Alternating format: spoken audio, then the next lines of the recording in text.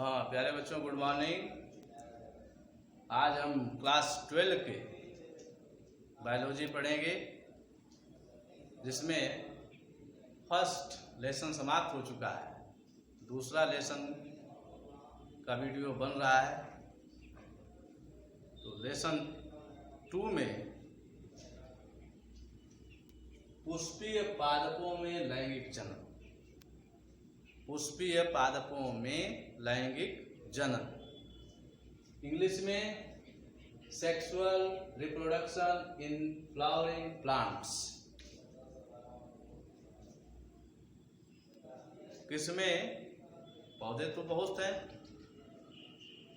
बहुत सूक्ष्म से लेकर बहुत बड़े बड़े पौधे हैं, लेकिन यहाँ पे स्पष्ट किया गया है कि पुष्पीय पादपों में लैंगिक जनन।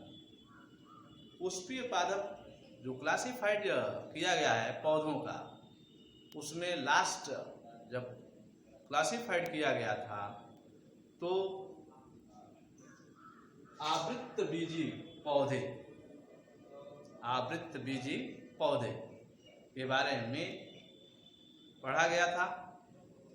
आवृत्तबीजी का अर्थ होता है वे पौधे जिसमें पूर्ण रूप से बीज पाए जाते हैं या सीड्स पाए जाते हैं, या और कह दिया जाए कि वे पौधे जिसमें पुष्प बनते हैं, उस प्रकार के पौधों को आवृत्तबीजी पौधे कहते हैं। जिसमें पुष्प बनता, कोई भी पौधा ले लिया जाए, चाहे वह छोटा पौधा हो या बड़ा पौधा हो, चाहे वह गेहूं हो या धान हो या आम हो, यानी चना हो, मटर हो, इसमें सब में पुष्प बनते हैं। उस प्रकार के पौधों को आवृत्तबीजी पौधे कहते हैं। और पुष्प बनने के पश्चात सीड्स, बीज भी बनता है, तो ऐसे पौधों को क्या कहते हैं?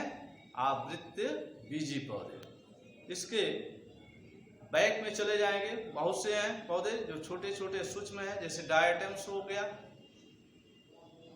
जो काई लगता है, जहाँ नम स्थान होता है वहाँ पे काई लगता है, वो शैवाल है।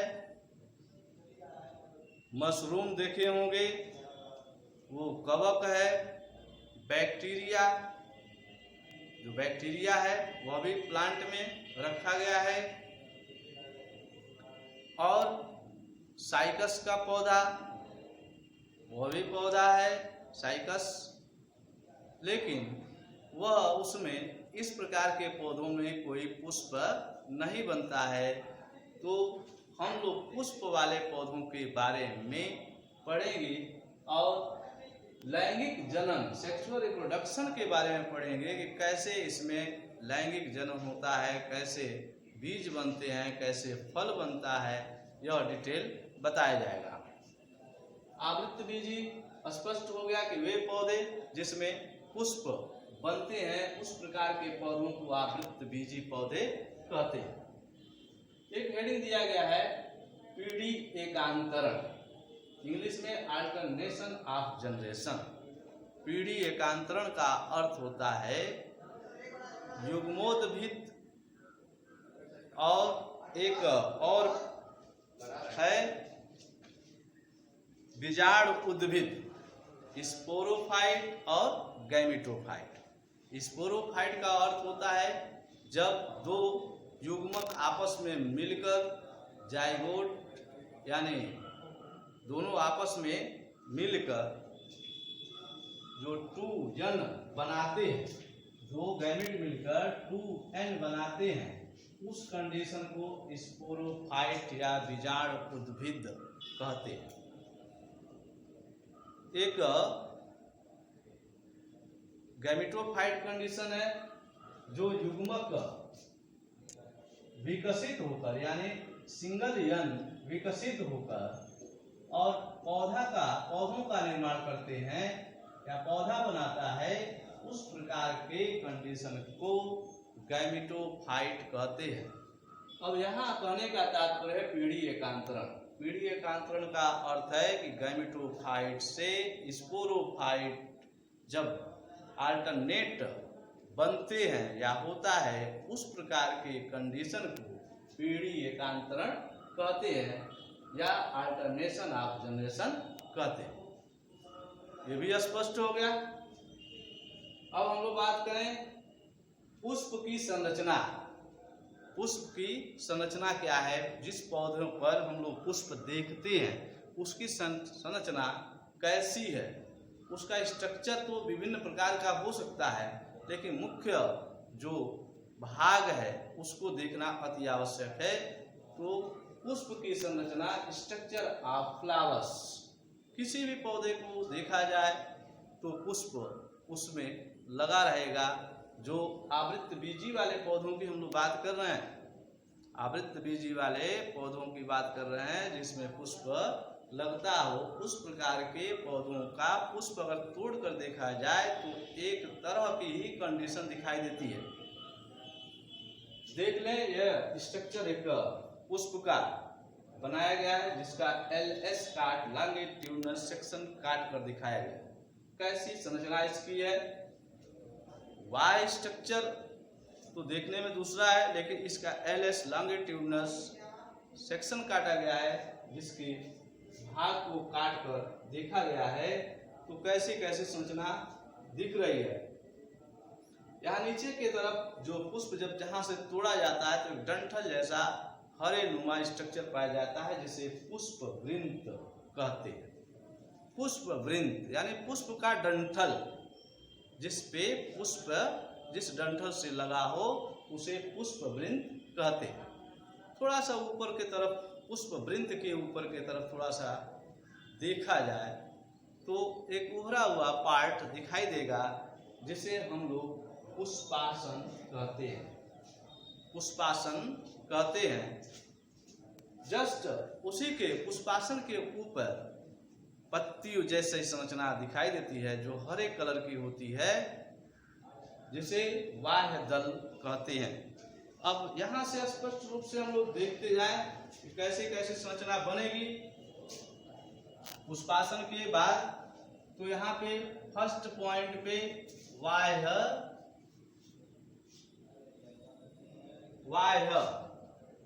दलपुंज, दलपुंज यहां से देख लें, जिसे हम लोग कहेंगे कैलिक्स, कैलिक्स कहेंगे। इंग्लिश में लिख दिया जाए कैलिक्स। बाह्य दल भी दो प्रकार के हैं। प्रत्येक पुष्प में तो ऐसा कंडीशन नहीं मिलेगा, लेकिन गुड़हल के पौधों में या गुड़हल के पुष्प में देखेंगे तो नीचे की तरफ हरे हरे कलर की संरचना दिखाई देती है। वह इपिकैलिक्स या अनुबाह्य दल कहलाती है। यानी बाह्य दल के बाद भी एक दल दिखाई देता है जिसे अनुबाह्य दल कहते हैं। तो उसे हम लोग कहेंगे इपिकैलिक्स। किसमें बताए हैं? गुड़हल के पुष्प में। अब साधारण पुष्प में भी देख लेंगे, पुष्प देखकर हम लोग स्पष्ट कर लेंगे। तो साधारण पुष्प में देख लेंगे तो हो सकता है इपिकैलिक्स न पाया जाता हो, सिर्फ कैलिक्स पाया जाता हो, जिसे हम लोग बाह्य दल पुंज कहते हैं। ये संरचना दिखाई देती है जो हरे कलर का होता है, जिसे बाह्य दल पुंज कहते हैं। और पुष्प में कंडीशन होता है, 2 भी पाया जा सकता है, 4 भी पाया जा सकता है, 5 भी पाया जा सकता है, 7 भी पाया जा सकता है। जैसा पुष्प होगा, जिस पौधे का पुष्प होगा, उस आधार पे बाह्य दल पाए जाते हैं। आगे बढ़ेंगे, ये जो देख रहे हैं दल, तो दूसरे पॉइंट पे आते हैं दल, जिसे इंग्लिश में कहते हैं करोला। इंग्लिश में करोला कहते हैं। तो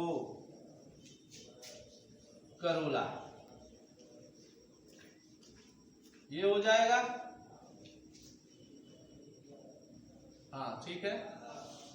करोला जो दल देख रहे हैं आप, तो दल कैसा है? विभिन्न रंग के होते हैं। गुड़हल के पुष्प में देखेंगे तो यह लाल रंग का दिखाई देगा। सरसों के पुष्प में देखेंगे तो पीले रंग का दिखाई देता है। तो यह विभिन्न रंग के होते हैं। किसी भी पौधे के दल को देखेंगे तो वह अपने आधार पे जैसा उसका रंग होता है उस आधार पे वह रंग दिखाई देता है। यानी कहने का तात्पर्य है कि यह दल रंगीन होता है, जो कीटों को अपने तरफ आकर्षित करने का कार्य करता है। इसलिए कार्य करता है कि इसमें परागण की क्रिया संपन्न हो। इसलिए यह विभिन्न रंग को अपने आप संग्रहित रखता है ताकि इस पुष्प पर आकर्षण हो और कीट या अन्य जंतु भी इस पुष्प से परागण क्रिया को कराने में सहायता करें। यह भी क्लियर हो गया। अब यहाँ देखेंगे, यहाँ से यहाँ तक यह फीमेल आर्गन्स है। वर्तिकाग्र लिखा गया है, यहाँ पे स्टिग्मा यानी वर्तिकाग्र ये ऊपर से और यहाँ ओवरी तक ये पोर्शन ये फीमेल आर्गन्स है। यानी फीमेल आर्गन्स का अर्थ होता है कि इसमें बहुत से और आपस में अंग जुड़े होते हैं जिसे फीमेल आर्गन्स कहते हैं। इस फीमेल आर्गन्स में वर्तिकाग्र यानी स्टिग्मा ऊपर की तरफ पाया जाता है। ये बीच में एक नलिका पाई जाती है जिसे वर्तिका कहते हैं। स्टाइल बीच में जो नलिका पाई जा रही है वर्तिका कहलाती है। और ये खुला हुआ भाग जो ओवरी कहलाता है या अंडाशय कहलाता है, जिसमें एग या अंडे इस पुष्प पे पाए जाते हैं। ये भी क्लियर हो गया। यहाँ पर देखेंगे ये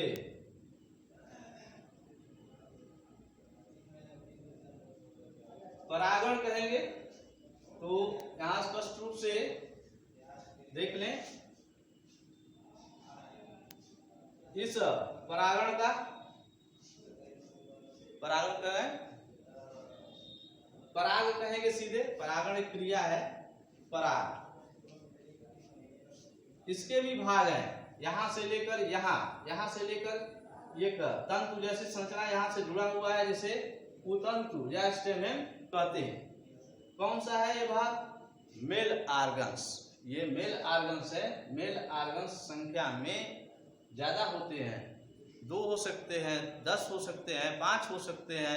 जैसा पुष्प होगा उस तरह के पराग जो मेल आर्गन्स है वह पाया जाता है। इस मेल आर्गन्स के भाग तो देखेंगे तो यह एक ऊपर के तरफ संरचना पाई जाती है, यानी तंतु के जैसे संरचना पाई जाती है जिसे पुतंतु कहते हैं या स्टेमेन कहते हैं। यहाँ पे एक स्ट्रक्चर ऊपर के तरफ मेल आर्गन्स में पाया जाता है जिसे पराग कोश कहते हैं। पराग का अर्थ होता है जो पराग जिसमें पाया जाता है, यानी कोश है, खाली स्थान है जिसमें पराग कण पाए जाते हैं, उस संरचना को पराग कोश या पोलेन सैक कहते हैं। पोलेन सैक कहते हैं। इस पोलेन सैक में पराग कण या पोलेन ग्रेन जो मुख्य रूप से मेल गैमीट है इस पराग कोश में पाया जाता है। ये भी क्लियर हो गया। अब देखा जाए यहाँ बता दिया जाए, वाय दल हो गया, दल हो गया और ये मेल आर्गन्स हो गए, यानी एंड्रोसियम, मेल आर्गन्स कह देंगे, और ये फीमेल आर्गन्स या सीधे कहेंगे गाइनोसियम, तो गाइनोसियम भी हो जाएगा, यानी फीमेल आर्गन्स कह देंगे। फीमेल आर्गन्स का देखा जाएगा, गाइनोसियम में देखा जाएगा। कंडीशन वह अलग चीज है, अभी हम लोग इसका इंट्रोडक्शन जैसे पढ़ रहे हैं और लैंगिक जन्म पढ़ रहे हैं तो इसका कंडीशन स्पष्ट हो गया। पुष्प भी संरचना के आधार पर 2 प्रकार के हैं। कौन कौन से? संरचना के आधार पर पुष्प 2 प्रकार के होते हैं। एक होता है एक लिंगी एक लिंगी, दूसरा होता है द्विलिंगी, द्विलिंगी। इसे इंग्लिश में कहेंगे यूनिसेक्सुअल और इसे कहेंगे बाइसेक्सुअल। एक लिंगी का अर्थ होता है कि वह पुष्प जिसमें मेल आर्गन्स या फीमेल आर्गन्स सिर्फ एक ही पाए जाते हों, उस प्रकार के कंडीशन को एक लिंगी कहते हैं। सिर्फ एक ही आर्गन्स पाए जाएं, मेल हो या फीमेल हो, उस कंडीशन को एक लिंगी कहते हैं। दूसरा, ऐसे पुष्प हैं जिसमें मेल आर्गन्स और फीमेल आर्गन्स दोनों पाए जाएं एक साथ, उस प्रकार के पुष्प को द्विलिंगी कहते हैं। जैसे यहाँ पे देख लेंगे गुड़हल हो गया, गुड़हल, आम आदि। इस प्रकार के पुष्प द्विलिंगी कहलाएंगे, जिसमें दोनों मेल और फीमेल, ये जो फिगर बनाया गया है यहाँ पे मेल भी है और ये फीमेल है, इसलिए यह द्विलिंगी पुष्प है। इस प्रकार हम लोग इसका इंट्रोडक्शन पढ़ चुके हैं। अब यहाँ भी थोड़ा सा देख लें। तरबूज एक लिंगी में तरबूज और पपीता एक लिंगी है, इसका भी उदाहरण हो गया तरबूज और पपीता। यहाँ पे गुड़हल, आम, सरसों, चना, मटर आदि। यही परागकण इसमें से निकलते हैं और वर्तिकाग्र अथवा स्टिग्मा पर जाते हैं और जाकर एक नलिका सदृश संरचना बनाते हैं और परागकण इस ओवरी में या अंडाशय में आकर एग को फर्टिलाइज करते हैं। यह प्रोसेस नेक्स्ट वीडियो में बताया जाएगा। धन्यवाद।